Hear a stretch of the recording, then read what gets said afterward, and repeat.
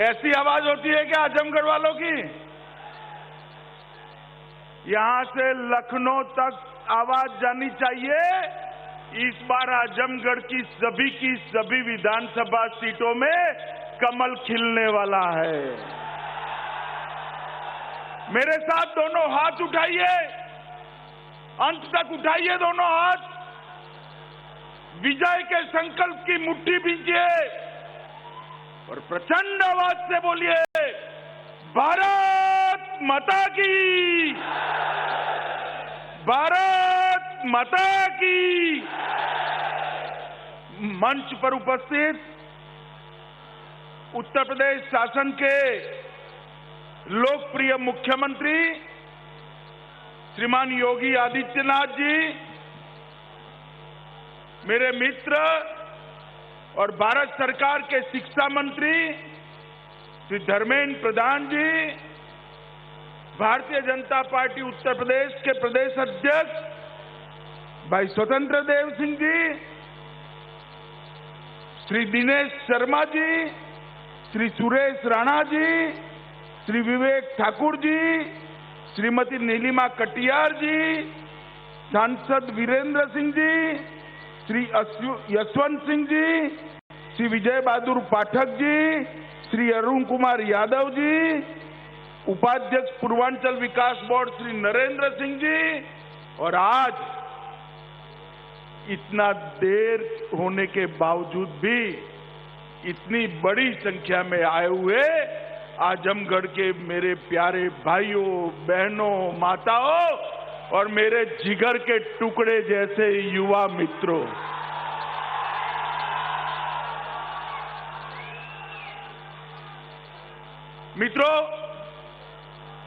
आज मैं आजमगढ़ की इस पवित्र भूमि पर, आजमगढ़ के अंदर यूनिवर्सिटी का भूमि पूजन के कार्यक्रम में मुझे योगी जी ने बुलाया है। मैं योगी आदित्यनाथ जी का धन्यवाद करना चाहता हूं कि जिस आजमगढ़ को दुनिया भर के अंदर सपा के शासन के अंदर कट्टरवादी सोच और आतंकवाद की पनाहगाह के रूप में जाना जाता था, उसी भूमि पर आज मां सरस्वती का धाम बनाने का काम उन्होंने। मित्रों, ये भूमि, ये हमारा उत्तर प्रदेश बाबा विश्वनाथ की भूमि है, प्रभु श्री राम की भूमि है, योगेश्वर कृष्ण की भूमि है, तथागत बुद्ध, आदिनाथ ऋषभदेव, संत कबीर, गुरु गोरखनाथ, महाराज सुहेलदेव और पंडित मदन मोहन मालवीय की भूमि है। मित्रों, इस पवित्र भूमि पर जहां कभी वशिष्ठ मुनि का आश्रम हुआ करता था, वही भूमि पर आज फिर से एक बार मां सरस्वती का मंदिर बनने जा रहा है। मैं योगी जी को बहुत बहुत बधाई देने जा रहा हूं। मित्रों, यहां मैंने योगी जी को पूछा कि मंच तो यहां है, आजमगढ़ से यूनिवर्सिटी कितने दूर बनाई है? उन्होंने मुझे कहा, अमित भाई, इसी जगह पर यूनिवर्सिटी बनेगी और इसी जगह पर ये मंदिर बनने वाला है। मित्रों, एक शुरुआत है परिवर्तन की।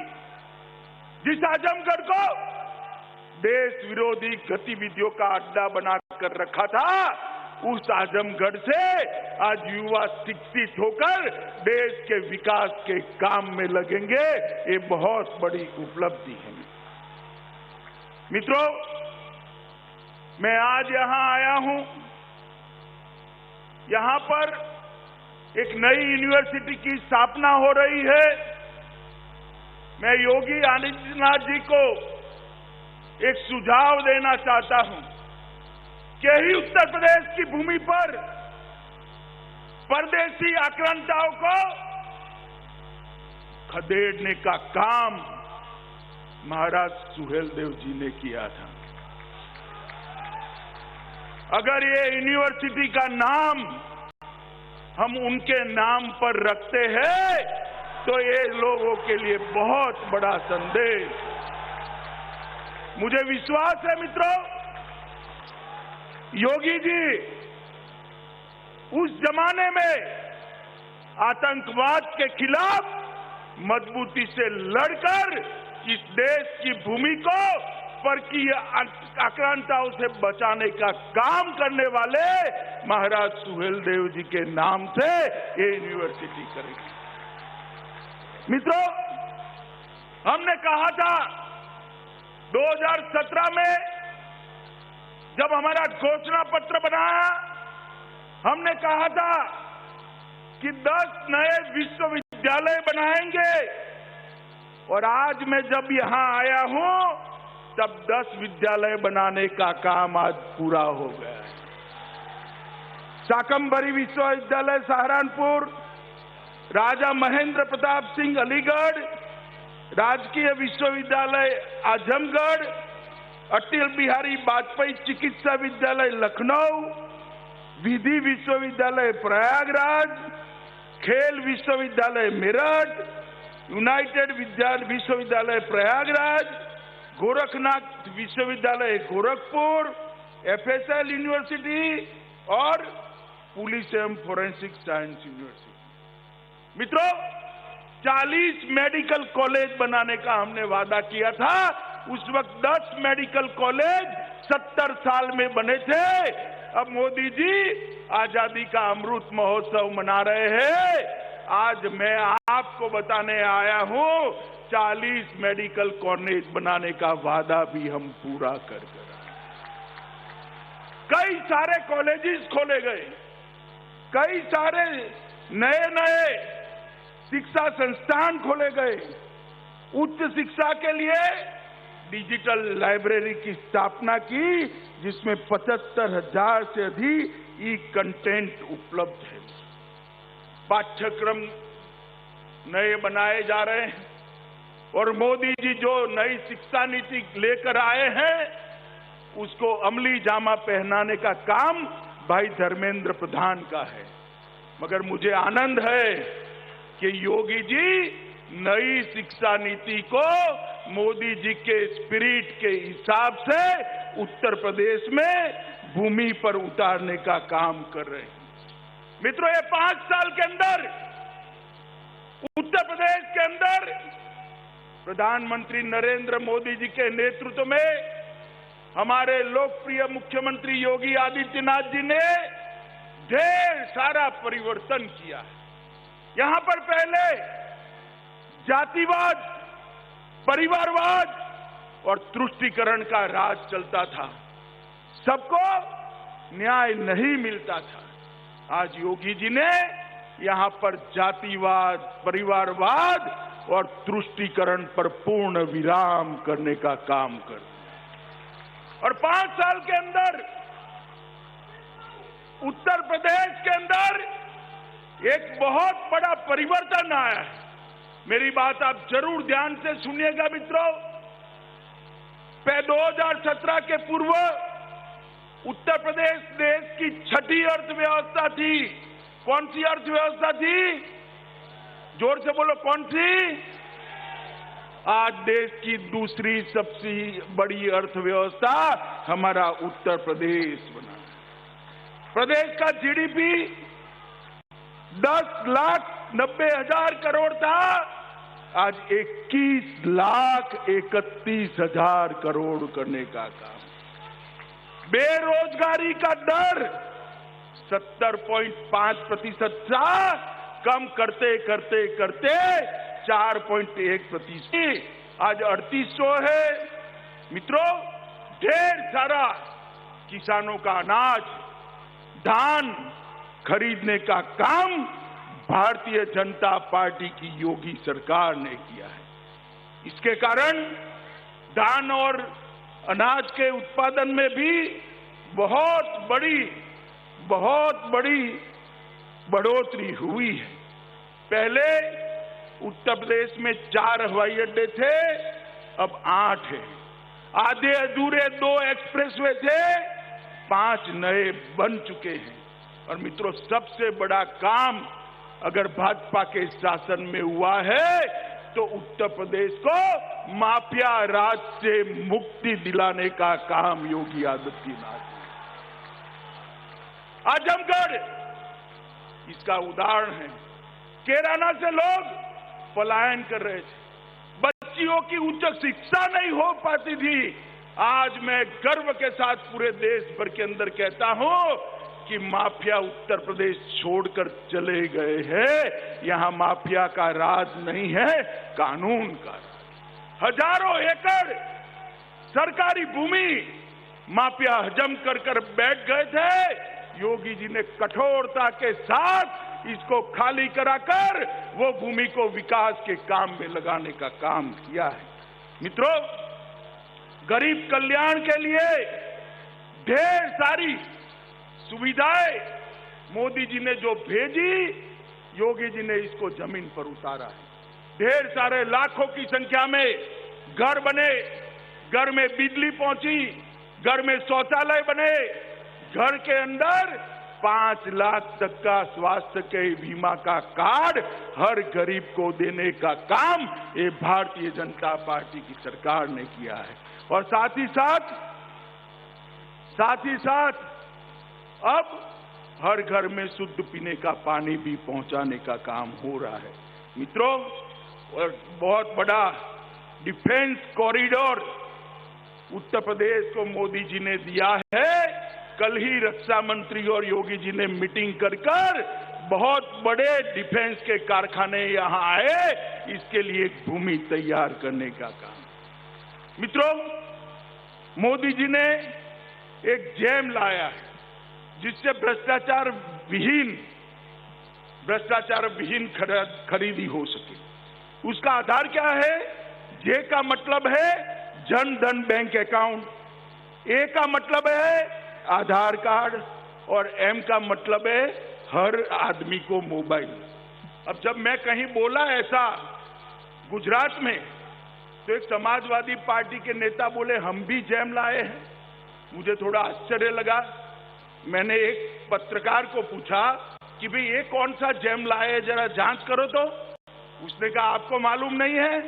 मैंने बोला नहीं, मुझे नहीं मालूम है। दंगे कराना, तुष्टीकरण करना और वोट बैंक की राजनीति को आगे बढ़ाना। जैसे ही चुनाव आया है, अखिलेश जी को जिन्ना बहुत महान दिखने लगे हैं। मैं इतनी बड़ी भीड़ में, बहुत सारे माइनॉरिटी के भाई बहन बैठे हैं, कोई आदमी ऐसा है जिसको जिन्ना में महान व्यक्ति की नजर आती है? कोई है? अब अखिलेश जी को लगता है भाई क्योंकि चुनावी मौसम आया है। मगर मैं अखिलेश जी आपको एक बात कहता हूं, मैं योगी सरकार को एक सर्टिफिकेट देकर जाना चाहता हूं। उन्होंने पूर्वांचल को मच्छर और माफिया दोनों से मुक्त कर दिया। यहां आप सफाई भी नहीं कर सकते थे, सफाई नहीं करते थे, मच्छरों का शासन था। गोरखपुर पूरा पूर्वांचल दिमागी दिमाग के बुखार से बच्चे मारे जाते। मोदी जी के स्वच्छता के अभियान को योगी आदित्यनाथ ने जमीन पर उतारा और स्वच्छता अभियान के कारण मच्छर मुक्त पूर्वांचल बनाने का काम किया।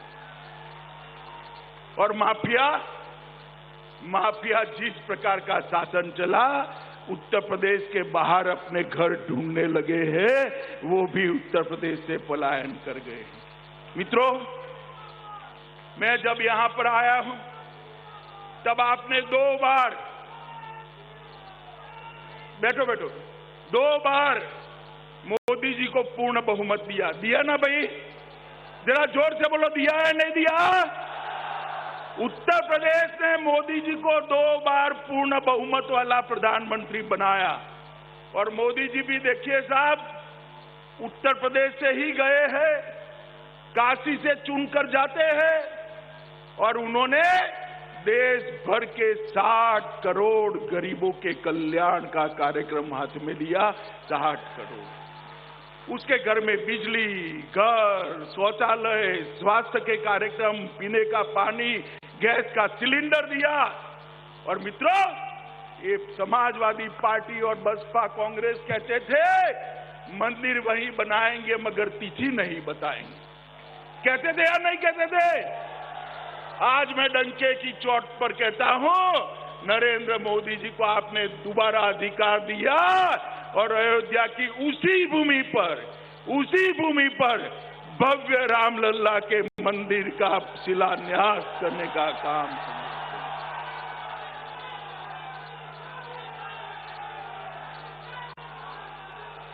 और देखते देखते वहां पर एक भव्य राम मंदिर बनेगा जिसकी ध्वजा आसमान के साथ बात करती होगी, ऐसा राम मंदिर बनेगा। दुनिया भर के करोड़ों भारतीयों के मन में हमारे आराध्य श्री राम का भव्य मंदिर बने, ये अपेक्षा थी। आज मोदी जी ने वो अपेक्षा को पूरा किया।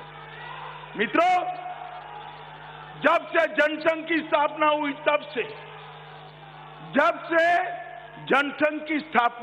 तब से हर घोषणा पत्र में भारतीय जनता पार्टी का एक वादा होता था, हम धारा 370 को हटाकर कश्मीर को भारत का अंग बनाएंगे। ये हमें ताने लगाते थे, कब हटाओगे, कैसे हटाओगे, ये हो जाएगा, वो हो जाएगा। भाई, जब मन मजबूत होता है, इरादे पक्के होते हैं, तब सब कुछ हो जाता है। आपने दोबारा बहुमत दिया। 5 अगस्त 2019 को मोदी जी ने धारा 370 को समाप्त और हमेशा के लिए कश्मीर को भारत माता का अभिन्न अंग बनाने का काम नरेंद्र मोदी जी ने किया। मित्रों, मोदी जी आजादी के अमृत महोत्सव में भारत को विश्व की एक बड़ी ताकत बनाना चाहते हैं और वो चाहते हैं कि हमारे 130 करोड़ की आबादी वाले देश को दुनिया में उसका उचित मान मिले, उचित सम्मान मिले, जो हम सबकी भी इच्छा है। और आपका आशीर्वाद मोदी जी को हौसला दिलाता है। आपका आशीर्वाद मोदी जी को आगे बढ़ने का इरादा पक्का करता है।